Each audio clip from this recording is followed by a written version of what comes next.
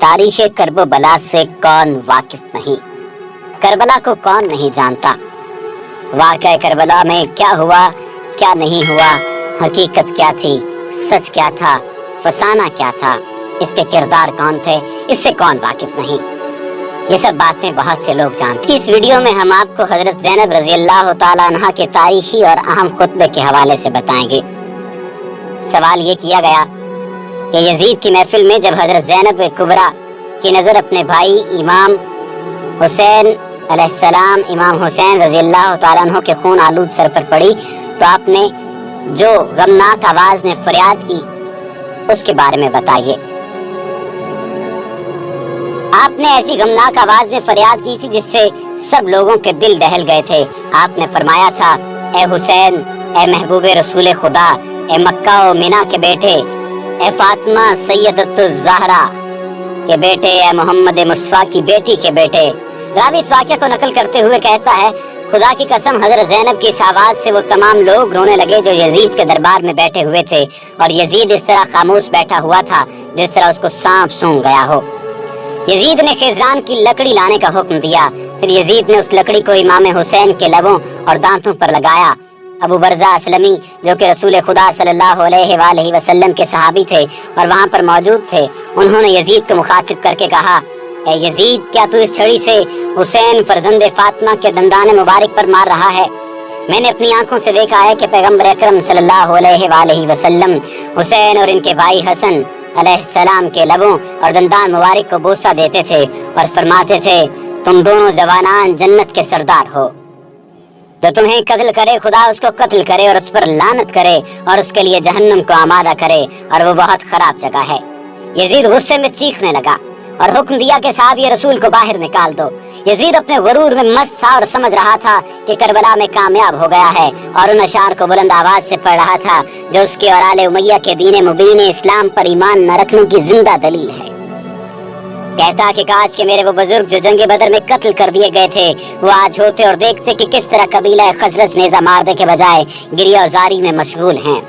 उस वक्त वो खुशी में फरियाद करते और कहते, ए यजीद, तेरे हाथ चल न हो, मैं खंदफ की औलाद में से नहीं हूँ जो अहमद रसूल खुदा की औलाद से इंतकाम न लूं। यहाँ पर अली की शेर दिल बेटी ज़ैनब कुबरा खड़ी हो गई और बेहतरीन खुतबा इरशाद फरमाया, सब तारीफें उस खुदा के लिए हैं जो कायनात का परवरदिगार है, और खुदा की रहमतें नाजिल हों पैगम्बर अकरम सल्लल्लाहु अलैहि वसल्लम पर और उनकी पाकीज़ा इतरत व अहले बैत पर। अम्मा बाद बिलाखिरान लोगों का अंजाम बुरा है जिन्होंने अपने दामने हयात को बुराइयों की सयाही से दागदार करके अपने खुदा की आयात की तकज़ीब की और आयात परवरदिगार का मजाक उड़ाया।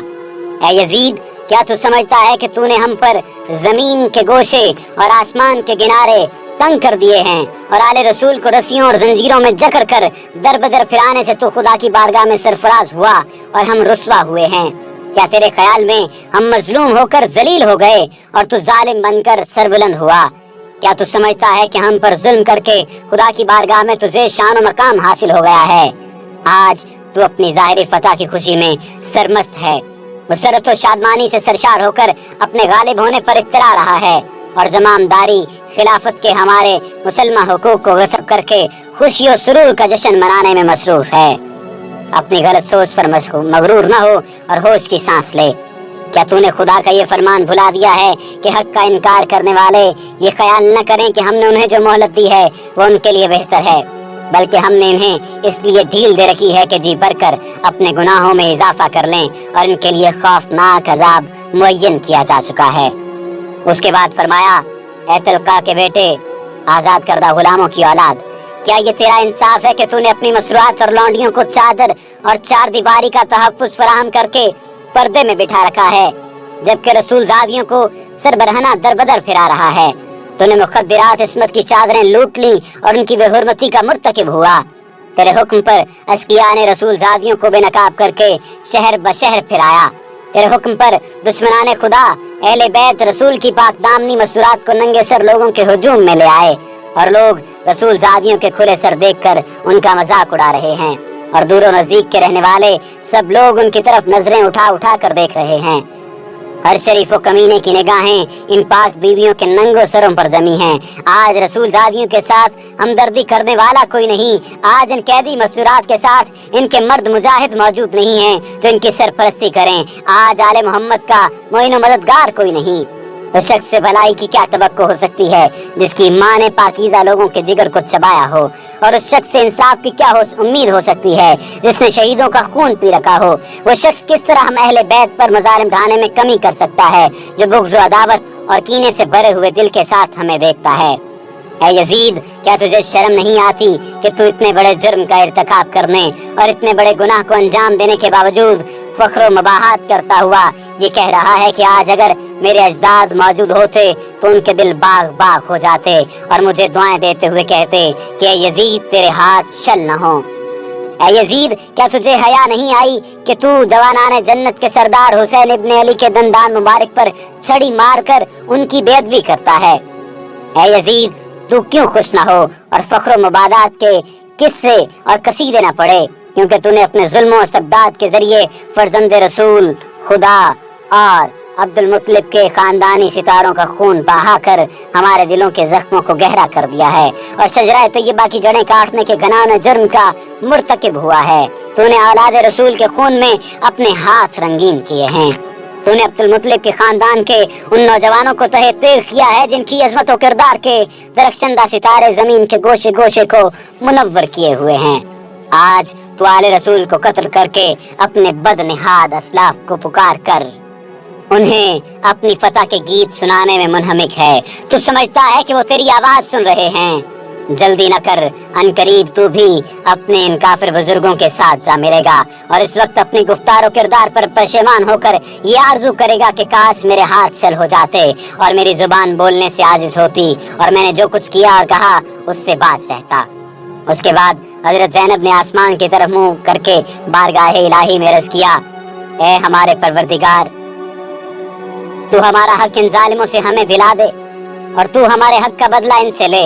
اے پروردگار، تو ہی ان ستمگروں سے ہمارا انتقام لے اور اے خدا، تو ہی ان پر اپنا غضب نازل فرما جس نے ہمارے عزیزوں کو خون میں نہلایا اور ہمارے مددگاروں کو تہہ تیغ کر دیا۔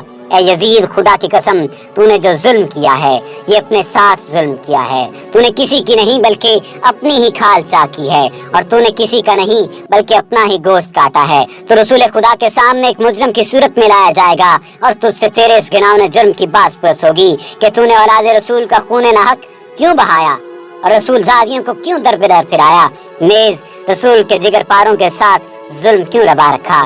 اے یزید، یاد رکھ کہ خدا آل رسول کا تجھ سے انتقام لے کر ان مظلوموں کا حق انہیں دلائے گا اور انہیں امن و سکون کی نعمت سے مالا مال کر دے گا۔ خدا کا فرمان ہے کہ تم گمان نہ کرو کہ جو لوگ راہ خدا میں مارے گئے وہ مر چکے ہیں، بلکہ وہ ہمیشہ کی زندگی پا گئے اور بارگاہ الہی سے روزی پا رہے ہیں۔ اے یزید، یاد رکھ کہ تو نے جو ظلم آل محمد پر اٹھائے ہیں اس پر رسول خدا عدالت الہی میں تیرے خلاف شکایت کریں گے اور جبرائیل امین آل رسول کی گواہی دیں گے۔ پھر خدا اپنے عدل و انصاف کے ذریعے تجھے سخت عذاب میں مبتلا کر دے گا اور یہی بات تیرے برے انجام کے لیے کافی ہے۔ ان قریب وہ لوگ بھی اپنے انجام کو پہنچ جائیں گے جنہوں نے تیرے لیے ظلم و استبداد کی بنیادیں مضبوط کی اور تیری آمرانہ سلطنت کی بساط بچھا کر تجھے اہل اسلام پر مسلط کر دیا۔ ان لوگوں کو بہت جلد معلوم ہو جائے گا کہ ستمگروں کا انجام برا ہوتا ہے اور کسی کے ساتھ ناتوانی کا شکار ہیں۔ اس کے بعد فرمایا، اور اے یزید، یہ گردش ایام اور حوادث روزگار کا اثر ہے کہ مجھے تجھ جیسے بدنہاد برے انسان سے ہم کلام ہونا پڑتا ہے اور میں تجھ جیسے ظالم و ستمگر سے گفتگو کر رہی ہوں، لیکن یاد رکھ میری نظر میں تو ایک نہایت پست اور گھٹیا شخص ہے جس سے کلام کرنا بھی شریفوں کی توہین ہے۔ میری اس جرت سخن پر تو مجھے اپنے ستم کا نشانہ ہی کیوں نہ بنا دے، لیکن میں اسے ایک عظیم امتحان اور آزمائش سمجھتے ہوئے صبر و استقامت اختیار کروں گی اور تیری بد کلامی اور بد سلوکی میرے عزم و استقامت پر اثر انداز نہیں ہو سکتی۔ اے یزید، آج ہماری آنکھیں اسکبار ہیں اور سینوں میں آتش غم کے شعلے بھڑک رہے ہیں۔ افسوس تو اس بات پر ہے کہ شیطان کے ہم نوا اور بدنام لوگوں نے رحمان کے سپاہیوں اور پاک باز لوگوں کو تہہ تیغ کر ڈالا اور ابھی تک اس شیطانی ٹولے کے ہاتھوں سے ہمارے پاک خون کے قطرے ٹپک رہے ہیں۔ ان کے ناپاک بہن ہمارا گوشت چبانے میں مصروف ہیں اور صحرا کے بھیڑیے ان پاک باز شہیدوں کی مظلوم لاشوں کے ارد گرد گھوم رہے ہیں اور جنگل کے نجس درندے ان پاکیزہ جسموں کی بے حرمتی کر رہے ہیں۔ اے یزید، اگر آج تو ہماری مظلومیت پر خوش ہو رہا ہے اور اسے اپنے دل کی تسکین کا باعث سمجھ رہا ہے تو یاد رکھ کہ جب قیامت کے دن اپنی بدکرداری کی سزا پائے گا تو اس کا برداشت کرنا تیرے بس سے باہر ہوگا۔ خدا عادل ہے اور وہ اپنے بندوں پر ظلم نہیں کرتا۔ ہم اپنی مظلومیت اپنے خدا کے سامنے پیش کرتے ہیں اور ہر حال میں اسی کی عنایات اور عدل و انصاف پر ہمارا بھروسہ ہے۔ اے یزید، تو جتنا چاہے مکر و فریب کر لے اور بھرپور کوشش کر کے دیکھ لے، مگر تجھے معلوم ہونا چاہیے کہ تو نہ تو ہماری یاد لوگوں کے دلوں سے مٹا سکتا ہے اور نہ ہی وحی الہی کے پاکیزہ آثار محو کر سکتا ہے۔ تو یہ خیال خام اپنے دل سے نکال دے کہ ظاہر سازی کے ذریعے ہماری شان و منزلت کو پالے گا۔ تو نے جس گھناؤنے جرم کا ارتکاب کیا ہے اس کا بدنما داغ اپنے دامن سے نہیں دھو پائے گا۔ تیرا نظریہ نہایت کمزور اور گھٹیا ہے۔ تیری حکومت میں گنتی کے چند دن باقی ہیں، تیرے سب ساتھی تیرا ساتھ چھوڑ جائیں گے۔ تیرے پاس اس دن کی حسرت و پریشانی کے سوا کچھ بھی نہیں بچے گا جب منادی ندا کرے گا کہ ظالم و ستمگر لوگوں کے لیے خدا کی لعنت ہے۔ ہم خدا قدوس کی بارگاہ میں سپاس گزار ہیں کہ ہمارے خاندان کے پہلے فرد حضرت محمد مصطفیٰ صلی اللہ علیہ وآلہ وسلم کو سعادت و مغفرت سے بہرہ مند فرمایا اور امام حسین کو شہادت و رحمت کی نعمتوں سے نوازا۔ ہم بارگاہ عزدی میں دعا کرتے ہیں کہ وہ ہمارے شہیدوں کے ثواب و اجر میں اضافہ و تکمیل فرمائے اور ہم باقی سب افراد کو اپنی عنایتوں سے نوازے۔ بے شک خدا ہی رحم و رحمت کرنے والا اور حقیقی معنوں میں مہربان ہے۔ خدا کی عنایتوں کے سوا ہمیں کچھ مطلوب نہیں اور ہمیں صرف اور صرف اسی کی ذات پر بھروسہ ہے، اس لیے کہ اس سے بہتر کوئی سہارا نہیں۔ یہ خطبہ تاریخ اسلام کا بہت ہی فصیح اور طاقتور خطبہ ہے۔ گویا اس خطبے میں علی ابن طالب کی بلند و بالا روح اور بے نظیر شجاعت ان کی شیر دل بیٹی زینب کبریٰ کی زبان پر جاری ہو گئی ہے، جو اسی زبان و لہجہ اور اسی منطق میں تقریر کی ہے۔